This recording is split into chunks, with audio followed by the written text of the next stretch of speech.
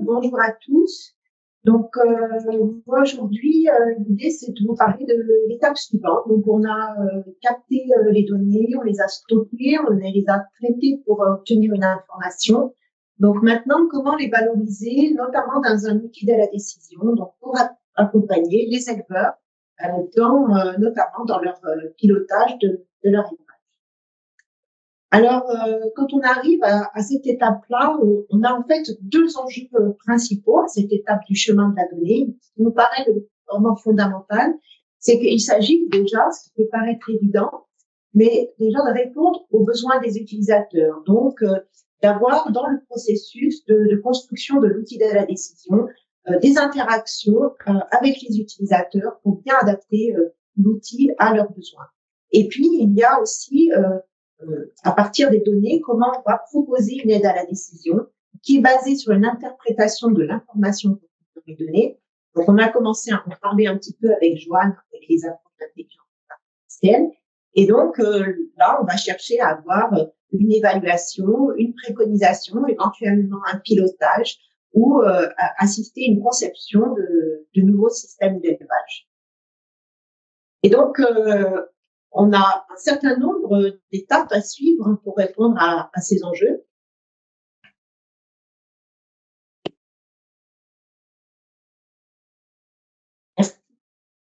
Donc, pour répondre à ces différents enjeux, on a construit en fait une feuille de route pour permettre d'arriver à la construction d'un outil d'aide à la décision. Donc, pour la définition des objectifs, assez classiquement, on a besoin de cette co-construction avec les utilisateurs finaux pour bien identifier leurs besoins. Ensuite, pour conduire le projet, ce qu'on fait, c'est qu'on réunit un collectif pluridisciplinaire et dans ce collectif, on vise autant que possible à avoir une complémentarité des expertises pour que chacun trouve sa place. Donc, cette complémentarité des expertises, ça veut dire qu'il faut des experts scientifiques, des informaticiens, des testeurs et des UX designers notamment. Donc ça, Michael vous en parlera un peu plus dans l'étape suivante. Il faut aussi penser dès le début la pérennité de l'outil de la décision avec une approche marketing, anticiper les actions de formation et de communication, le SAV, et puis les évolutions futures de l'outil.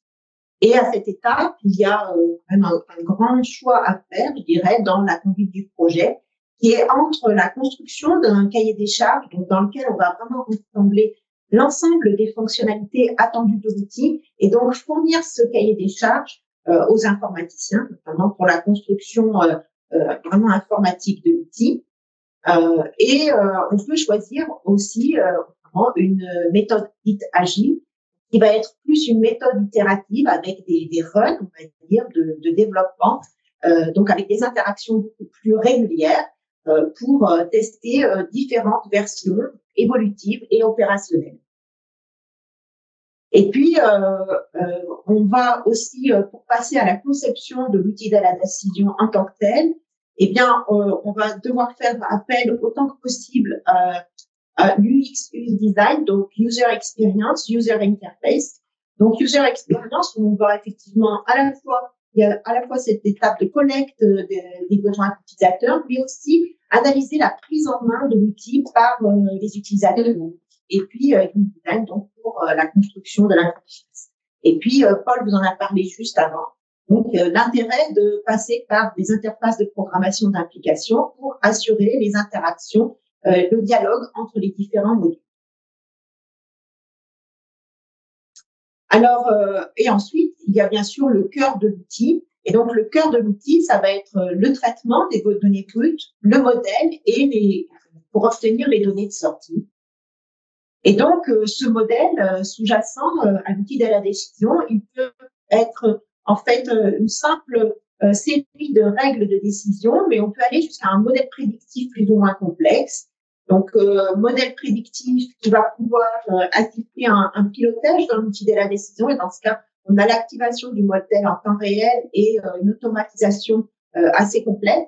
Et puis, on peut avoir aussi une utilisation différente de modèles prédictifs. Donc, là, on va être plus sur la conception. Et donc, on va créer des scénarios à tester pour envisager des évolutions, je dirais peut-être plus importantes, en fait, du système d'élevage.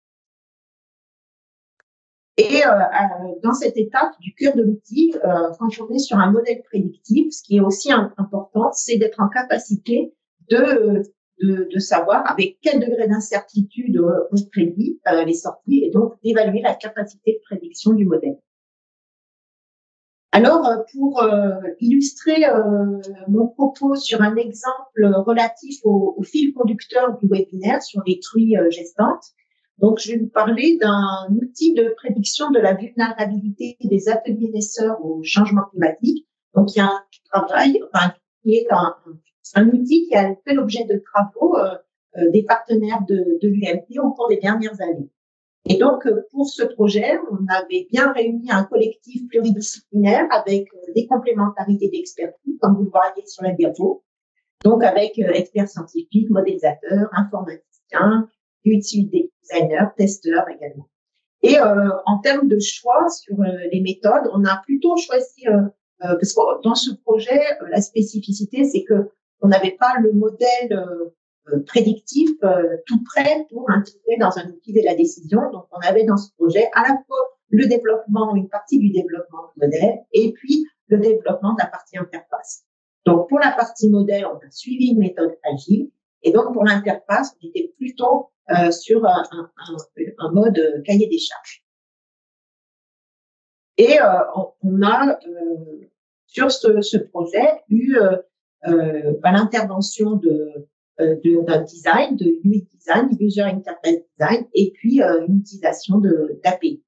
Et on a évalué la capacité de prédiction. Alors, je vous dis quelques mots sur le modèle sous-jacent de cet outil de la décision. Donc, il y a un modèle de simulation d'un atelier naisseur sensible aux conditions climatiques. Donc, c'est un modèle qui associe en fait 3 modèles, je dirais, antérieurs, qui nous ont permis de couvrir l'ensemble du système atelier naisseur. Donc, avec les salles en gestation, en maternité, les truies également. Et donc, ces modèles, c'est notamment un modèle de troupeau qui utilise en entrée des paramètres classiques de conduite de troupeau, un modèle d'alimentation des truies, donc qui est INRAPORT, et avec en entrée donc une définition de la conduite alimentaire qui doit être appliquée, et puis un modèle bioclimatique thermicime de l'IFI, donc lui qui va gérer la partie échange de chaleur, échange au niveau température, donc pour prédire la température des salles, et qui utilise la conduite de bâtiments et le climat en enjeu. Donc, vous voyez qu'on a géré des pas de temps différents, en fait, dans ces différents modèles. Ça fait partie d'un des enjeux. Et donc, on a l'interaction entre les performances individuelles des animaux qui vont avoir une production de chaleur qui va contribuer à la température des salles. Et donc, en retour, la température dans les salles, les conditions qui vont influencer les performances des truies. Donc, on va avoir en sortie toutes ces infos sur température performance. Quelques mots sur la capacité de prédiction du modèle. Donc, elle a été testée avec une expérimentation à l'UE3P, INRAE Saint-Gilles, sur 4 bandes de truies gestantes. Et donc là, je vous montre plus les poids mesurés après l'ISBA, en fonction des poids simulés après l'ISBA. Et donc, on voit une prédiction relative assez satisfaisante de ces poids mesurés après l'ISBA. Sur la température, vous avez l'exemple ici à gauche avec l'évolution de la température simulée en bleu, observée en orange, et la température extérieure, donc entre le 17 août et mi-octobre. Et donc, ce qu'on a constaté, c'est qu'on avait des températures observées simulées similaires en été, et puis en hiver, un peu de surestimation avec sans doute des incertitudes qu'on avait sur les consignes de régulation.